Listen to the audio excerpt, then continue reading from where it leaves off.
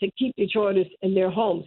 So Detroiters, when we come and knock on your door and we say that we are here, all of this free money that's out there, take advantage of this money now and save your home. If you don't meet the threshold with the HOPE application, there's an opportunity with a higher threshold that the state offers. We are plugging people into all of those. And when I knock on your door, I personally knocked on one door. Young lady had 2 babies there in the house. And I said, and she said, this house was left to me by my grandmother. I said, okay, but we can help you save this home if you come to our clinic tomorrow.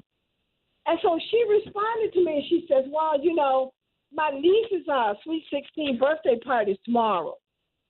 Okay? Now, what are our priorities? Is it going to be saving a home so you and your 2 babies are not out on the street? Or is it going to be attending a party? These are the kinds of things. And so the fact that your mom used to own the home or your grandparent used to own the home is an opportunity for you to own this home. If you live in a home and you're renting a home from a landlord, and this landlord has not paid the property taxes, and you really like this home, you don't want to move, here's an opportunity for you to own that home too. So there are so many opportunities, and we are trying to get around the city the best that we can. That's why we're going to be proactive with this whole property tax thing, because too many people are losing their homes, and the Board of Review is working as hard and as fast as they can if people just complete that HOPE application. Even if your income threshold is higher, it can stop the foreclosure, the March 31st foreclosure anyway, until you can figure out a way to work some things out. Take the time to complete the application. We decided that we wanted to help people complete some applications because sometimes all of that paperwork can be pretty intimidating for a lot of people. So my team and I said, well, we're going to help people complete the applications because we want as many people as possible to submit applications and get this help. Wayne Metro has been helping out. They've been doing their own thing too. United Community Housing Coalition. There are so many ways, Mildred, for people to get this help. There's no reason for people to lose their home at this time. Now, on the other piece of it, as it relates to the overassessments, we are working diligently to make sure that either people receive some sort of tax credit, but we've got to be fiscally responsible too. So we are saying, okay, if we do this, how much is it going to put the city in the debt? Is it going to throw us into bankruptcy again? So we are working hard, and we're going to make some things happen. We just don't know what those things are right now, because guess what? It's not just the homeowners that we have to, by law, give credits to. It has to be the businesses too, and that's where there's a whole big chunk of money there. I need to ask you something. Yeah. Real quick before we go to break. What about the allegation that $95 million of the COVID money has been diverted over to demolition? I don't know exactly how much off the top of my head, and I don't want to say that off the top of my head. And I can't say that $95 million has been diverted over. Mildred. Well, let me ask you this: any pandemic money, is it legal to take pandemic money and divert it over to demolition or anything else that wasn't designated by the federal government? Well, if you're using monies, something that goes to helping the community, then there's nothing, to my knowledge, that's illegal about those dollars. We have the other $400 million this council does. Now, the money that's been used, that was previously allocated, was done by the previous city council. That's been allocated. There's another $400 million that we are responsible for. So we get to determine how that money will be spent. We do. This council does. But I will check into. I don't know how much they previously allocated for demolition mills. I wish I could tell you off the top of my head, and I don't want to give out incorrect information. That's fair. But if That's it's fair. important, but if it's important for people to know, I will find out, and I will certainly let you know next week. All right. We appreciate it, and thanks for calling in. Good to hear from you this morning. All right. Thank you. Okay. Take care. Bye-bye. All right. Bye-bye. 568-1059 is our number here on the Mildred Gaddis Show. Let's take a few more of these calls here. Kenny, you're on the air. Kenny? All that sound good, but that goes down to the meeting. They give you 1 minute to tell them what you want, make your comment. 1 minute. And time you sit down, it's almost gone, and then they cut you off. They just cut the speaker off, whether you call in or not. And why don't we own the building no more? We got all this money that's sitting up here. How did we outsource this building where they come every day? And you go down there and you spend all this money. The park, I went and parked across the street. They charged me $16 for an hour to go across the street. Now, I have a bad hip. I have to park close. People say, you can park farther. Y'all gonna come get me, to bring to the building? Y'all using all our tax dollars for everything but for what the people need. I go down there every week and I speak about these houses next door. They saying you could buy the house if somebody own it and they behind on their taxes. I've been trying to get this house torn out or buy the house next door where they haven't lived in it for 8 years. And every time they get a note, they run down there and blow smoke at the city and get extensions. And it's been going on for 8 years. It's bringing my property tax, my property value down. Then you got one on the other side won't even clean the house up. They come out there, write them a $25 or $50 ticket, and then they don't even go down there to pay it. And it's sad. You have to live like that. And we sitting over here where the fumes, I'm on the Impact Street, where the fumes is killing us over here. And we hearing a bunch of BS. We looking into it. When you go look into it, when everybody they got cancer or something from over here, that we hear a lot of the smoke. We hear a lot of smoke and things. So, it's sad that we have to live like this. And my taxes is paid up. My insurance paid up on my home. And we catch hell trying to get things done over here, and they gave us a little $15,000 to fix our house up from insulate our home, and these homes is 50 and 60 years old, and you put a roof on your house, that little money gone. What about the furnace and the windows and the doors and stuff? They need to give us. We had grants over here. Doug and them team turned that into a no interest loan. People over here that retire don't have them. How they go pay it back? And then you got to qualify for that. When they had grants over here for the people that take care of their home, it's sad that our people it gets in place and we hear all this pull us up out of bootstrap. But our race is so sad. We don't know who we are. That's why we treat people. We treat each other like we do. We don't know who we are. When we know who we are, we start treating each other better. That's the problem. Then we have to take the chain off our brains, you know what I'm saying, and let them know, they spin us down there like a spinning top. You can't get in. You're paying all this money. You already parked in the parking space. You got to stand in the hallway. It's sad. If you don't get there about 9:30 and wait in line to get up in that room, then you got to sit in the overflow. Well, people are going in the overflow, and that's the auditorium. They in there already. One guy told me they working on the audio and video in that room. Come on now. How long it takes? That's been going on how long? How much money we got in tax dollars where we can get it done, in no time? Come on, Mildred. Come on, Kenny, now. We too smart for that. But thank you for taking my call. And I respect your message. Thank you so much. Thanks for listening to the show, and thanks for calling the show. Brenda, good to hear from you this morning. Yes, good morning. I'm enjoying the show Thank you. very much. I always do. I'm wondering why they can't put the city county meeting on Zoom or Facebook for the people. I can't answer that.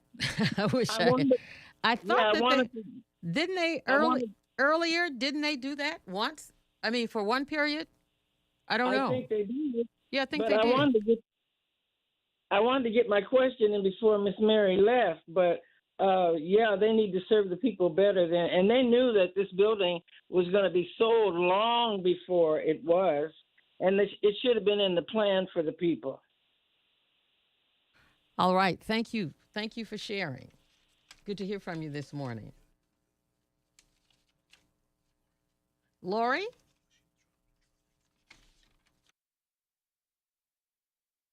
Hi, Ruby. Good morning, Mildred.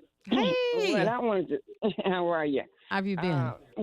I'm good. What I wanted to say is like when Councilwoman Mary Waters Lodge said that the city don't own the building.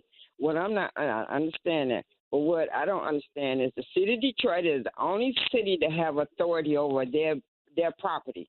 We need to get rid of every authority that they have. Simple as that. And I go down to the meetings, and yes, when if you're not there probably about 9 o'clock, you got to go in the auditorium. And I feel it should be open, so we need to get rid of that authority. Simple as that.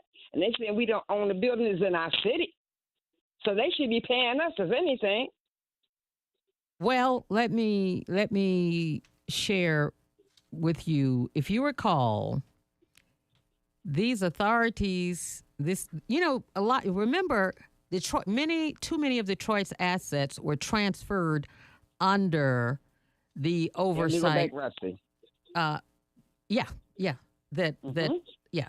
A lot of the city's assets were transferred under a new entity, including and some of those entities, they were people from across the metropolitan area, which had been the case across the country prior to the bankruptcy. I mean, that was what was happening with municipalities and cities across the country.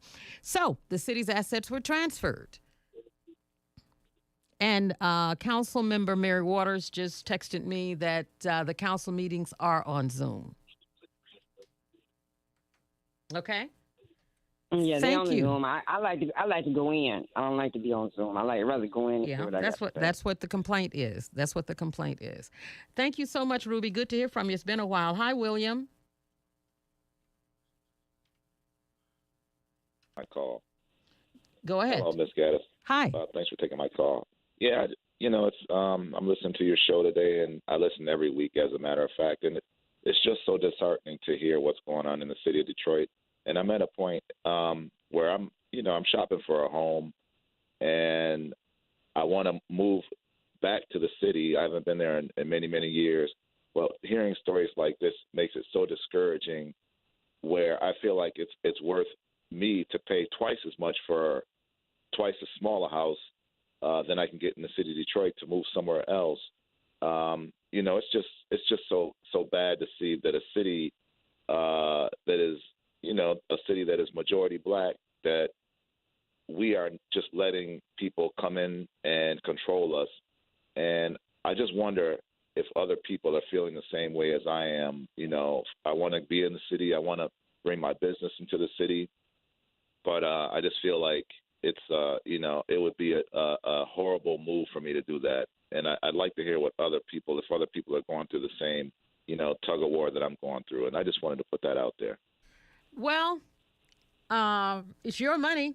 You could certainly, it's your money. You can certainly do what you choose to do. One of the callers shared with these promises that were made by these council member candidates and incumbents before the election, and they've yet to deliver and may never deliver on them. Here's a problem. Detroiters don't punish folk for mistreating them. Detroiters tend to reward people for disrespecting them and mistreating them. That's the problem.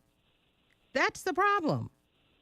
And until Detroiters decide and realize that they are worthy of respect, you will continue to see this same foolishness. I mean, that's just the truth.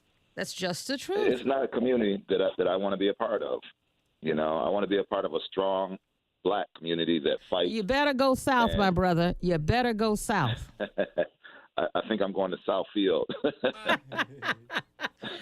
You better go south, because Black folk in the South, you know, it's not by accident that you have more Black elected public officials in the South than you do anywhere else in the country. Because those people, they get it. They get it. You know, Detroiters, you know, and you've got some people in Detroit who are fighting for justice, who are fighting for what's right, who understand the law, and when they don't understand the law, they go and they get someone who understands the law.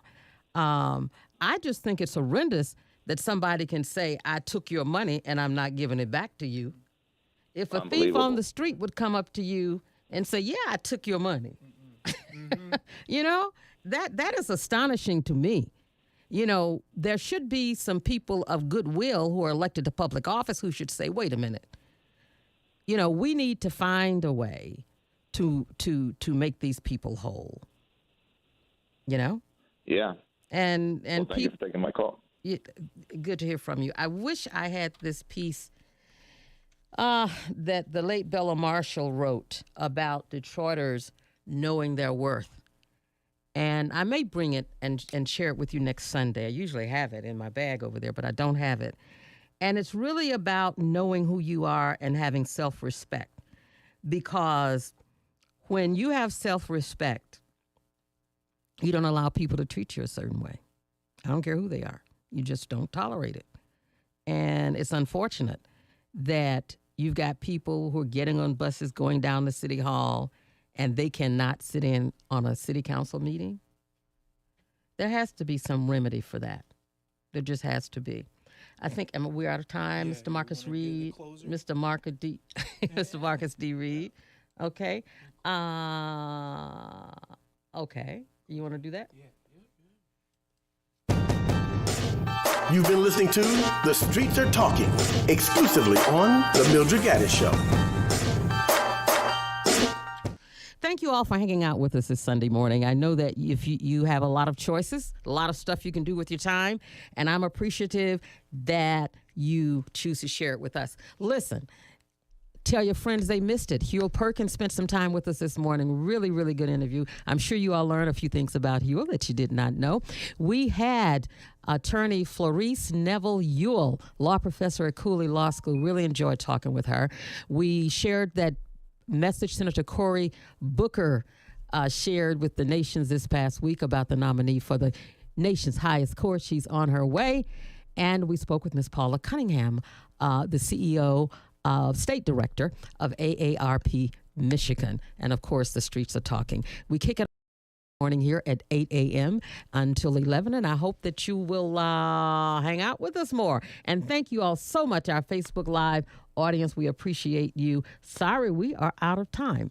And listen, wake up tomorrow with no regrets. Love the people who treat you right and forgive the ones who don't. I'm Mildred Gaddis, and I'll see you on the radio. Detroit. Superstar Kim is coming home to the D. Hi, this is Kim.